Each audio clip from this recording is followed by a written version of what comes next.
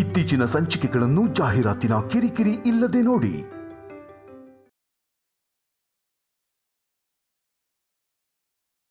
ಕೆಟ್ಟದ್ರಲ್ಲೂ ಒಳ್ಳೆದನ್ನ ಹುಡ್ಕೊಳ್ಳೋದು ನಿನಗೆ ಗೊತ್ತು ಅನುಪಮ. ನಿನ್ನ ಸ್ಥಾನದಲ್ಲಿ ಯಾರೇ ಇದ್ದಿದ್ರು ನಿಮ್ಮ ಮಗನಿಂದನೇ ನನ್ನ ಜೀವನ ನಾಶ ಆಗೋಯ್ತು ಅಂತ ನನ್ನನ್ನು ನಿಂದಿಸ್ತಿದ್ರು ಅನುಪಮ. ಕಲ್ಯಾಣಿ ಬಗ್ಗೆ ನಿನಗೆ ಗೊತ್ತಿತ್ತು ಕೂಡ. ತಿನ್ನೋ ಪದಾರ್ಥದಲ್ಲಿ ವಿಷ ಹಾಕಿದ್ಲು ಅಂದ್ರೆ ಯಾಕೆ ತಿಂದೆ? ಅವತ್ತು ಕಲ್ಯಾಣಿ ಊಟದಲ್ಲಿ ವಿಷ ಹಾಕದೆ ಹೋಗಿದ್ದಿದ್ರೆ, ಅದನ್ನ ನಾನು ತಿಂದೆ ಹೋಗಿದ್ದಿದ್ರೆ ಕಲ್ಯಾಣಿ ತಾನು ಅಂದುಕೊಂಡಿದ್ದೆ ಸತ್ಯ ಅಂತ ಇದ್ಬಿಡ್ತಿದ್ಲಮ್ಮ.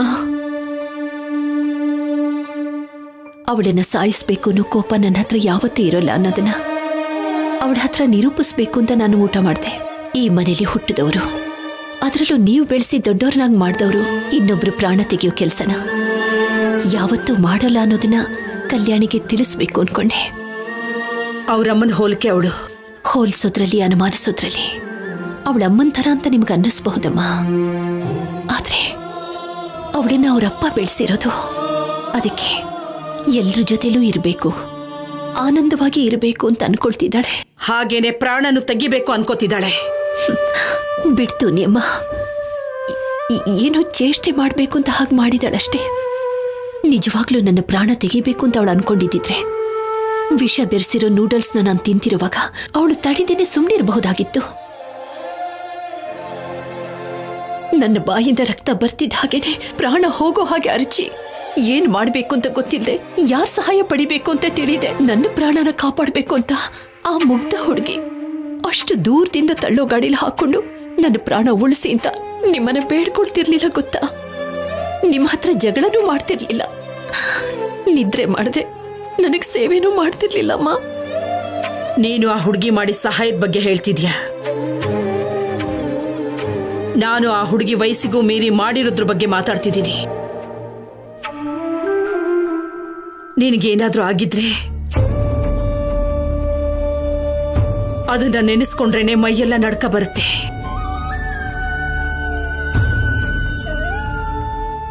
ಆಪತ್ತಿನಲ್ಲಿರೋ ವ್ಯಕ್ತಿನ ಕಾಪಾಡಿದ್ರೆ ಸಹಾಯ ಆಗುತ್ತೆ. ಆಪತ್ತಿಗೆ ಸಿಲುಕಿಸಿ ಕಾಪಾಡಿದ್ರೆ ಅದನ್ನ ಏನಂತಾರೋ ನಿನಗೆ ಗೊತ್ತಿರಬೇಕು. ಅಮ್ಮ, ಕಲ್ಯಾಣಿ ನೀವ್ ಅನ್ಕೊಂಡಿರೋಷ್ಟು ಕಠಿಣವಾದ ಮನಸ್ಸಿನವಳಲ್ಲಮ್ಮ. ಹಳದಿ ಕಾಮಾಲೆ ಬಂದಿರೋರ್ಗೆ ಲೋಕ ಎಲ್ಲ ಹಳದಿಯಾಗಿ ಕಾಣಿಸುತ್ತೆ ಅಂತಾರೆ. ಒಳ್ಳೆತನ ತುಂಬಿರೋ ನಿನ್ನ ಮನಸ್ಸಿಗೆ ಎಲ್ರೂ ಒಳ್ಳೆಯವ್ರ ಹಾಗೇನೆ ಕಾಣಿಸ್ತಾರೆ.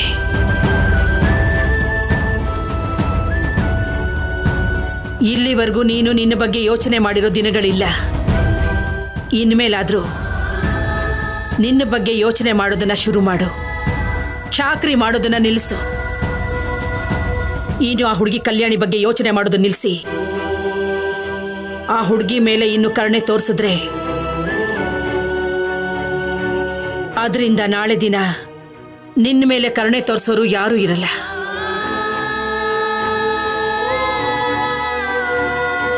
ನಿನ್ನ ಸೊಸೆಯಾಗಿ ಅಲ್ದೇನೆ ಮಗಳಾಗಿ ನೋಡ್ತಿರೋದಕ್ಕೆ ಒಬ್ಬ ತಾಯಿಯಾಗಿ ಹೇಳ್ತಿದ್ದೀನಿ. ನನಗೆ ನಿನ್ನ ಸಂತೋಷನೇ ಮುಖ್ಯ. ನಿನಗ್ ಜೊತೆಯಾಗಿ ಅಮ್ಮ ಇರ್ತಾಳೆ. ಆ ಕಲ್ಯಾಣಿ ಎಲ್ಲೇ ಇದ್ರೂ ಏನೇ ಮಾಡಿದ್ರು ನಿನಗ್ ಬೇಡ.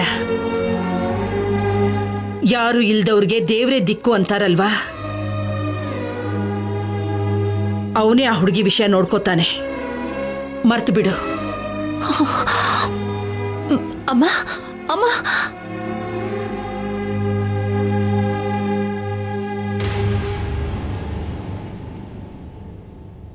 ಅಮ್ಮ ಯಾಕೆ ಕಲ್ಯಾಣಿನ ಮರ್ತೋಗು, ತಲೆ ಕೆಡಿಸ್ಕೋಬೇಡ ಅಂತ ಹೇಳ್ತಿದ್ದಾಳೆ. ಅಮ್ಮ ಇನ್ನೂ ಕಲ್ಯಾಣಿನ ಅರ್ಥ ಮಾಡ್ಕೊಂಡಿಲ್ಲ ಅಂತ ಕಾಣುತ್ತೆ. ಈ ರೀತಿ ಆಗ್ಬಿಟ್ರೆ ನಾನು ಯಾವತ್ತೂ ಕಲ್ಯಾಣಿನ ಈ ಮನೇಲಿ ಎಲ್ಲರ ಜೊತೆ ಒಂದು ಮಾಡೋದಕ್ಕೆ ಈ ಜನ್ಮದಲ್ಲಿ ನನ್ನ ಕೈಲಿ ಆಗೋಲ್ಲ ಅನ್ಸುತ್ತೆ. ಈಶ್ವರ, ಅಮ್ಮನ ಮನಸ್ಸನ್ನ ಬದಲಾಯಿಸಪ್ಪ. ಕಲ್ಯಾಣಿನ ಮೊಮ್ಮಗಳಾಗಿ ಒಪ್ಕೊಡೋ ಹಾಗೆ ಮಾಡು. ಕಲ್ಯಾಣಿ ಈ ಮನೆ ವಾರಸ್ದಾರಳಾಗಿ ಈ ಮನೇಲೇ ಇರಬೇಕು ತಂದೆ.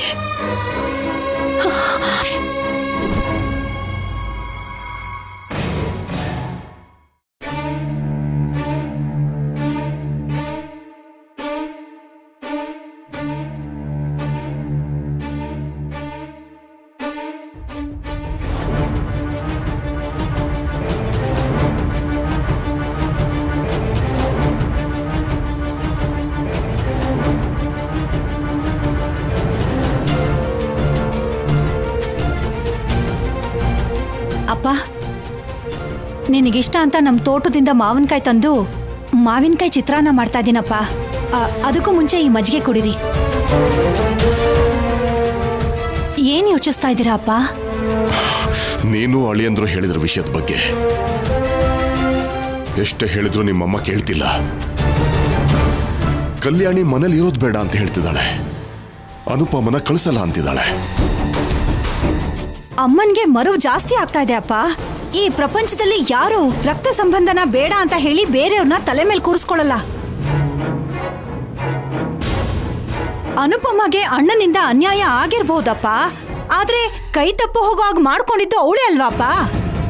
ಅಮ್ಮನ್ಗೆ ನೀವಾದ್ರೂ ಸ್ವಲ್ಪ ಗಟ್ಟಿಯಾಗಿ ಹೇಳ್ಬೇಕಿತ್ತಲ್ವಾಪ. ನಿಮ್ಮಪ್ಪ ಯಾಕಮ್ಮ ಏನು ಅಂತ ನೀನೇ ಹೇಳ್ಬೋದಲ್ವಾ ಗಟ್ಟಿಯಾಗಿ? ಅಮ್ಮ, ಅದು ನಾನು ಮಾತುಗಳಿಂದ ಮನಸ್ತಾಪ ಬರೋ ಹಾಗೆ ಮಾಡ್ತಿದ್ಯಾ ದಮಯಂತಿ? ಇನ್ನು ಯಾಕೆ ಹೇಳಿಲ್ಲ ಅಂತ ಅನ್ಕೋತಿದ್ದೆ ಅಮ್ಮ. ಆದ್ರೂ ಅಪ್ಪ ಮಾಡ್ತಾ ಇರೋ ಕೆಲಸದಲ್ಲಿ ತಪ್ಪೇನಿದೆ ಹೇಳು? ಬೇಡ ಆಗಲ್ಲ ಅನ್ಕೊಂಡ್ರು ಕಲ್ಯಾಣಿ ನಿಮ್ ರಕ್ತ, ನಿಮ್ ಮೊಮ್ಮಗಳು. ತಂದೆ ತಾಯಿ ಮಾಡಿರೋ ತಪ್ಪಿಗೆ ಮಕ್ಳಿಗೆ ಯಾಕೆ ಶಿಕ್ಷೆ ಕೊಡ್ಬೇಕಮ್ಮ? ಕಲ್ಯಾಣಿ ಜವಾಬ್ದಾರಿ ತಗೋಬೇಕಾಗಿರೋದು ನಾವೇ ಅಲ್ವಾ? ತಗೋಬೇಕಾಗಿರೋದಕ್ಕೆ ಕಾಲೇಜಲ್ಲಿ ಮಾತಾಡಿರೋದು. ವಸತಿ ಕೂಡ ಏರ್ಪಾಡು ಮಾಡಿದ್ದೀನಿ. ಓದು ಊಟದ ಖರ್ಚು ನಮ್ದೇ ಅಂತ ಹೇಳಿದ್ದೀನಿ. ಇದಕ್ಕಿಂತ ಜಾಸ್ತಿ ನೋಡ್ಕೊಳ್ಳೋದು ವ್ಯರ್ಥ.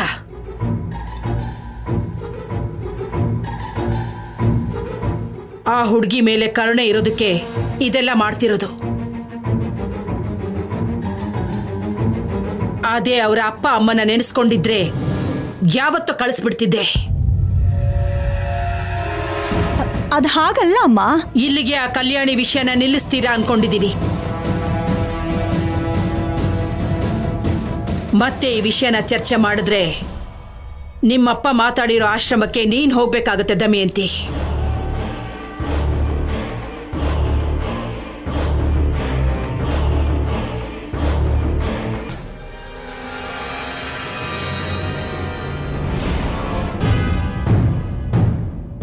ಪಾರ್ವತಿ, ನಿನ್ನ ಹಠಾನೇ ನಿನಗೆ. ಒಂದ್ಸಲನಾದ್ರೂ ಕಲ್ಯಾಣಿ ಬಗ್ಗೆ ಯೋಚನೆ ಮಾಡು ನೀನು. ನಂದು ಹಠ ಅಲ್ಲ, ನಿರ್ಧಾರ. ಹಠ ಆವೇಶದಿಂದ ಬರೋದು, ನಿರ್ಧಾರ ಯೋಚನೆ ಮಾಡಿ ತಗೊಳ್ಳೋದು. ಬಾಲಾಜಿ, ಅಮ್ಮವ್ರೆ, ಮನೆಯಲ್ಲಿ ಮನಶಾಂತಿ ಇಲ್ಲ. ದೇವಸ್ಥಾನಕ್ಕೆ ಹೋಗ್ಬೇಕು. ಗಾಡಿ ತೆಗಿ. ಸರಿ ಅಮ್ಮವ್ರೆ.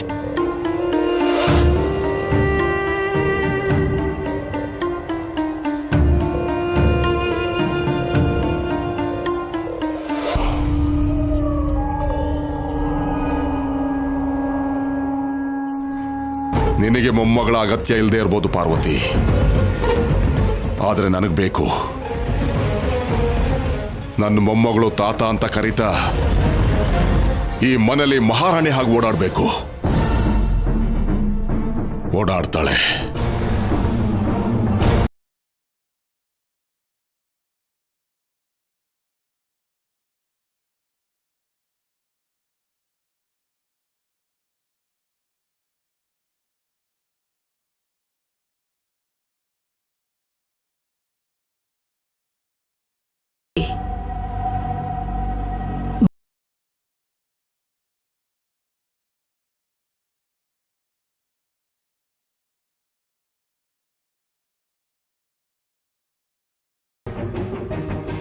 ಕೆಲವು ವಿಷಯಗಳಲ್ಲಿ ನಾನು ತುಂಬಾ ಕಠಿಣವಾಗಿರ್ತೀನಿ. ಅದಕ್ಕೆ ಏನು ನನಗೆ ನಿನ್ನ ಹೆಸರು ಹೇಳಿ ಕರೆಯೋದಕ್ಕೆ ಮನಸ್ಸು ಬರ್ತಿಲ್ಲ. ನಮ್ಮ ಅನುಪಮ ನಿಮ್ಮಪ್ಪನ ತುಂಬಾ ನಂಬಿದ್ಲು. ಯಾರು ಏನೇ ಹೇಳಿದ್ರು ನನ್ನ ಗಂಡನ ಮೇಲೆ ನಂಬಿಕೆ ಇದೆ ಅಂತಿದ್ಲು. ಅದರಿಂದನೇ ಕುರುಡಾಗಿ ನಂಬಿಕೆನ, ಪ್ರಾಣವಾಗಿ ಪ್ರೀತಿನ ಬೆಳೆಸ್ಕೋಬಾರ್ದು ಅಂತ ಅವಳಿಗೂ ನಮಗೂ ಎಲ್ರಿಗೂ ಗೊತ್ತಾಯ್ತು. ಆವಾಗ ನಿಮ್ಮಪ್ಪ, ನಿಮ್ಮಮ್ಮ, ಇವಾಗ ನೀನು ಅನುಪಮ ಜೀವನಕ್ಕೆ ಬಂದು ನೋವು ಕೊಡ್ತಿದ್ದೀರಾ. ಅವ್ರಿಗೆ ಮೊಮ್ಮಗಳು ಅನ್ನೋ ಪ್ರೀತಿ ಕಾಯಿಲೆ ಶುರುವಾಗಿದೆ. ಅದು ಈ ಮನೆಯಲ್ಲಿ ಎಲ್ರಿಗೂ ಬರೋದಕ್ಕೆ ಮುಂಚೆನೆ ಇಲ್ಲಿಂದ ಹೊರಟೋಗು. ನಿನಗೇನೂ ಆಗಲ್ಲ. ಇವತ್ತೇ ಈ ಮನೆಯಿಂದ ಹೊರಟೋಗ್ತೀನಿ ಅಜ್ಜಿ. ಮತ್ತೆ ಅನುಪಮ ಜೀವನದಲ್ಲಿ ಬರಬೇಡ.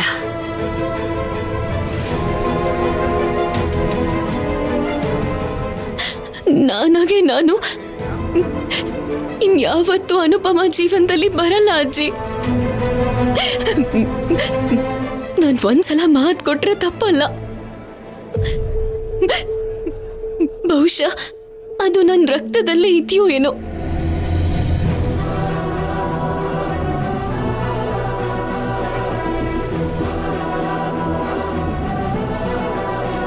ಒಳ್ಳೇದು.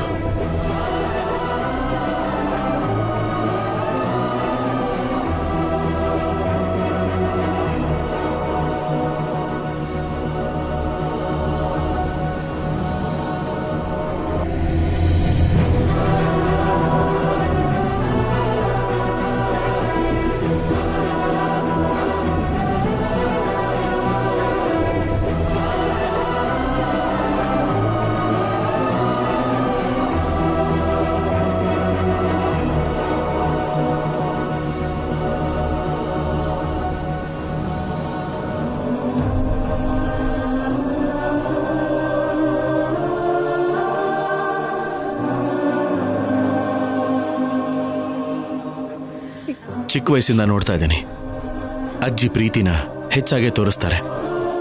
ಇಷ್ಟ ಆಗ್ಲಿಲ್ಲ ಅಂದ್ರು, ತಪ್ಪು ಮಾಡಿದ್ರು ಕೋಪನೂ ಕೂಡ ಅದಕ್ಕಿಂತ ಹೆಚ್ಚಾಗೆ ತೋರಿಸ್ತಾರೆ. 2 ದಿವಸದಲ್ಲಿ ಎಲ್ಲ ಸರಿ ಹೋಗುತ್ತೆ, ನೀನೇನು ಬೇಜಾರು ಮಾಡ್ಕೋಬೇಡ. ಅವ್ರು ಹೇಳಿದ ಮಾತಲ್ಲಿ ನನಗೆ ಅನುಪಮ ಮೇಲೆ ಪ್ರೀತಿನ ಬಿಟ್ರೆ ನನ್ನ ಮೇಲೆ ಕೋಪ ಮಾಡ್ಕೊಂಡಿರೋ ಹಾಗೆ ಕಾಣಿಸ್ತಿಲ್ಲ ಆಫೀಸರ್.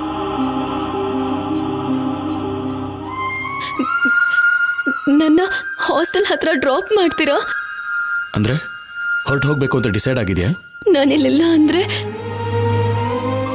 ಅನುಪಮ ನಿಮ್ ಜೊತೆಗೆ ಸಂತೋಷವಾಗಿರ್ತಾಳೆ. ಪರವಾಗಿಲ್ಲ, ಯಾವತ್ತೂ ಹಾಸ್ಟೆಲ್ ಅಲ್ಲಿ ಒಂಟಿಯಾಗಿಲ್ದೆ ಹೋದ್ರು ಅಭ್ಯಾಸ ಮಾಡ್ಕೋತೀನಿ. ಇರ್ತೀಯಾ? ಅಪ್ಪ ಅಮ್ಮ ಇಬ್ರು ಇಲ್ದೇನೆ ಹೀಗಿರ್ತೀನಿ ಅಂತ ನಾನು ಯಾವತ್ತೂ ಅನ್ಕೊಂಡಿರ್ಲಿಲ್ಲ. ಇವಾಗ ಬಿಟ್ಟಿದ್ದೀನಿ ಅಲ್ವಾ, ಅದು ಹಾಗೇನೆ. ಇಲ್ಲೇ ಇದ್ರೆ ನಿನ್ನಿಂದ ಈ ಮನೇಲಿ ಪ್ರಾಬ್ಲಮ್ಸ್ ಬರುತ್ತೆ ಅಂತ ಅನ್ಕೊಂಡಿದ್ಯಾ ಅಲ್ವಾ? ಒಂದ್ ಕೆಲಸ ಮಾಡು, ನೀನು ನಮ್ಮನೇಲಿರು. ಪರಿಸ್ಥಿತಿ ಸರಿ ಹೋದ್ಮೇಲೆ ಮತ್ತೆ ಇಲ್ಲಿಗೆ ಬಾ. ಇಲ್ಲ ಅಂದ್ರೆ ನಿನಗಿಷ್ಟ ಆಗೋ ಹಾಸ್ಟೆಲಲ್ಲಿ ಸೇರಿಸ್ತೀನಿ, ಸರಿನಾ? ಬೇಡ ಆಫೀಸರ್. ಈಗೇನು ಹೇಳ್ಬೇಡ, ಬಾ ಹೋಗೋಣ, ಬಾ.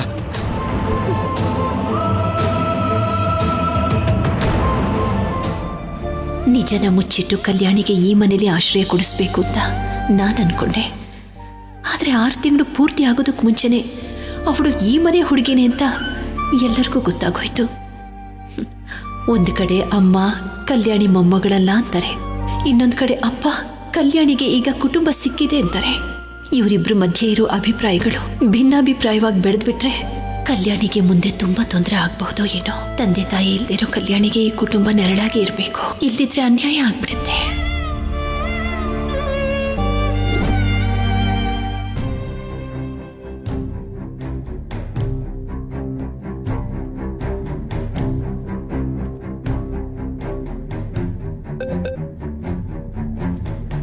ಹಾ, ನಮಸ್ತೆ ಸರ್. ನಮಸ್ತೆ. ನನ್ನ ಮಗನ ವಿಷಯವಾಗಿ ಫೋನ್ ಮಾಡಿದೆ. ಹೇಳಿ ಸರ್. ಯಾವಾಗಲೂ ಕೇಳೋದೆ, ಅಂದ್ರೆ ಶಿಕ್ಷೆ ಕಡಿಮೆ ಆಗುತ್ತಾ ಅಂತ ಕೇಳ್ತಿದ್ದೆ. ಇವಾಗ ಶಿಕ್ಷೆನೇ ಆಗದೇನೆ ಬಿಡುಗಡೆ ಆಗೋ ಮಾರ್ಗ ಇದೆಯಾ ಅಂತ ಕೇಳೋದಕ್ಕೆ ಫೋನ್ ಮಾಡಿದ್ದೀನಿ ಲಾಯರ್ ಸರ್. ಸರ್, ಮಗಳೇ ಅವ್ರ ತಂದೆ ಕೊಲೆ ಮಾಡಿದಾನೆ ಅಂತ ಸಾಕ್ಷಿ ಹೇಳಿರೋದ್ರಿಂದ ಕೋರ್ಟು ಶಿಕ್ಷೆ ವಿಧಿಸಿದೆ. ಈಗ ನಿರಪರಾಧಿ ಹೇಗಾಗ್ತಾನೆ ಹೇಳಿ?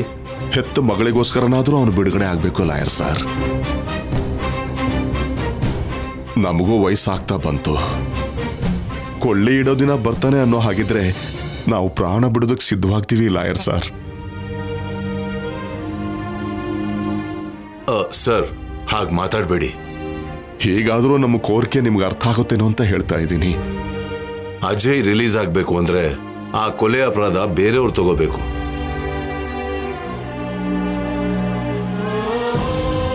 ಅಲ್ಲಿವರೆಗೂ ಅವ್ರನ್ನ ಈ ಶಿಕ್ಷೆಯಿಂದ ತಪ್ಸೋಕ್ಕಾಗಲ್ಲ. ಈ ಅವಕಾಶ ಏನಾದ್ರೂ ಇದ್ರೆ ನೋಡಿ, ಹೇಳ್ತೀನಿ.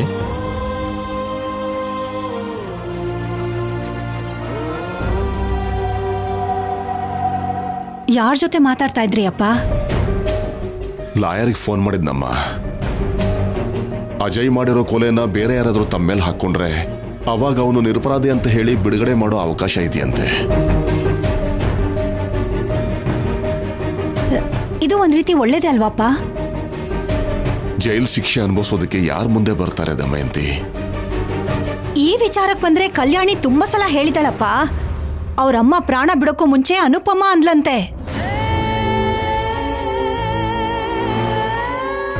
ಯಾಕೆ ಹಾಗಂದ್ಲೋ ಏನೋ. ನಮ್ಮಮ್ಮನ್ ಸಾವಿಗೆ ಅನುಪಮನೇ ಕಾರಣ ಅಂತ ಕಲ್ಯಾಣಿ ಹೇಳಿದ್ಲಲ್ಲಪ್ಪ. ಆತುರದಲ್ಲಿ ಹಾಗೆ ಹೇಳಿರ್ಬೇಕು ಅಷ್ಟೇ. ನಿಜ ಹೇಳಬೇಕು ಅಂದ್ರೆ ಮಾಧುರಿ ಸಾವಿಗೆ ಅನುಪಮ ಕಾರಣ ಅಲ್ಲ ಅಲ್ವಾ? ಅನುಪಮನೇ ಕಾರಣ ಅಂತ ನಾವ್ ಹೇಳಿದ್ರೆ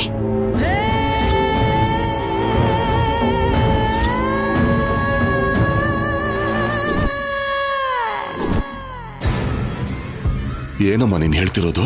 ಅಪ್ಪ, ಅನುಪಮ ಒಂಟಿ ಹೆಂಗ್ಸು, ಮಕ್ಕಳು ಮರಿ ಇಲ್ಲ, ಜೊತೆಗೆ ಮದುವೆ ಆಗಿ 5 ವರ್ಷಕ್ಕೆ ಗಂಡ ಇವಳನ್ನ ಬಿಟ್ಟು ಇನ್ನೊಬ್ಬಳ ಜೊತೆ ಅನ್ಯೋನ್ಯವಾಗಿ ಜೀವನ ಮಾಡ್ತಾ ನಿನ್ನೆ ಮೊನ್ನೆವರೆಗೂ ಸಂತೋಷವಾಗೇ ಇದ್ರು. ಜೊತೆಗೆ ಮದ್ವೆ ವಯಸ್ಸಿಗೆ ಬಂದಿರೋ ಮಗಳು ಬೇರೆ ಇದ್ದಾಳೆ. ಇವಳಿಗೆ ಯಾರಿದ್ದಾರಪ್ಪ? 18 ವರ್ಷ ನಾವು ಅವಳ ಮೇಲೆ ಕರುಣೆ ತೋರಿಸಿ ಆಶ್ರಯ ಕೊಟ್ಟಿದೀವಲ್ವಾ? ತವ್ರ ಮನೆಯವರು ಅಂತ ಹೇಳ್ಕೊಳಕ್ಕೂ ಯಾರು ಇಲ್ಲ. ಸರಿಯಾಗಿ ಹೇಳ್ಬೇಕು ಅಂತಂದ್ರೆ ಅನುಪಮ ಅನಾಥೆ ಅಪ್ಪ.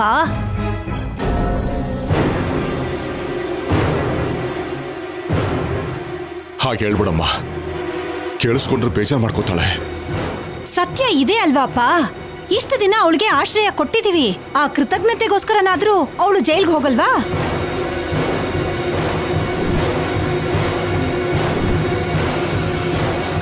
ಹೇಗೋ ಅವಳನ್ನ ಆಶ್ರಮ ಕಳಿಸ್ಬಿಡ್ಬೇಕು ಅನ್ಕೊಂಡಿದ್ವಿ ಅಲ್ವಾ? ತಾಳಿ ಕಟ್ಟಿದ ಗಂಡಂಗೋಸ್ಕರ ಅಷ್ಟು ತ್ಯಾಗ ಮಾಡಕ್ಕಾಗಲ್ವಾ ಅವಳಿಗೆ?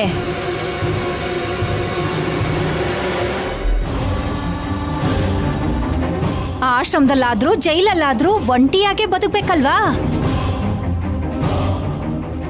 ಹೀಗಿರುವಾಗ ಆಪಾದನೆನ ತನ್ನ ತಲೆ ಮೇಲೆ ಹಾಕೊಂಡ್ರೆ ಕಲ್ಯಾಣಿಗೆ ತನ್ನ ತಂದೆ ಕಣ್ಮುಂದೆ ಇರ್ತಾನೆ. ಯೋಚನೆ ಮಾಡಪ್ಪ. ಇದಕ್ಕೆ ಅನುಪಮ ಒಪ್ಕೋತಾಳ?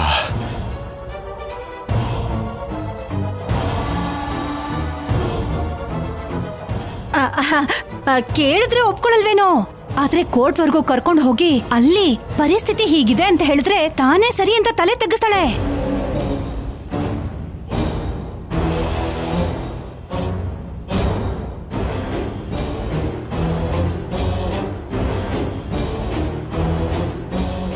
ಪಾಪ ಅನಿಸ್ತಿದೆಯಮ್ಮ.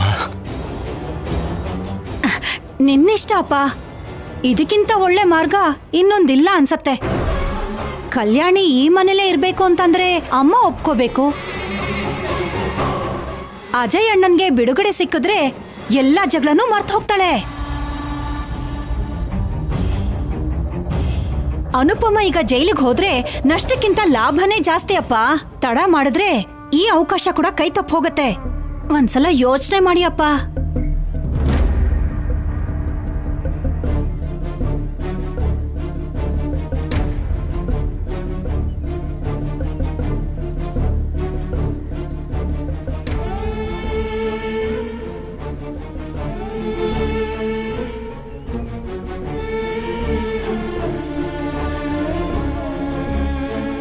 ಹೇಗೋ ಅವಳನ್ನ ಆಶ್ರಮ ಕಳಿಸ್ಬಿಡ್ಬೇಕು ಅನ್ಕೊಂಡಿದ್ವಿ ಅಲ್ವಾ? ತಾಳಿ ಕಟ್ಟಿದ ಗಂಡಂಗೋಸ್ಕರ ಅಷ್ಟು ತ್ಯಾಗ ಮಾಡಕ್ಕಾಗಲ್ವಾ ಅವಳಿಗೆ? ಹೀಗಿರುವಾಗ ಆಪಾದನೆನ ತನ್ನ ತಲೆ ಮೇಲೆ ಹಾಕೊಂಡ್ರೆ ಕಲ್ಯಾಣಿಗೆ ತನ್ನ ತಂದೆ ಕಣ್ಮುಂದೆ ಇರ್ತಾನೆ.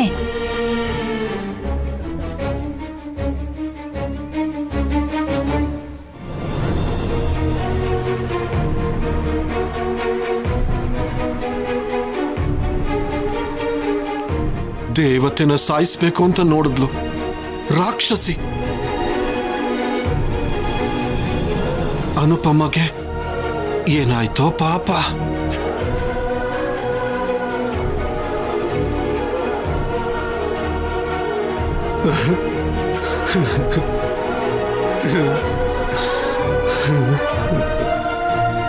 ತಾತ, ಆ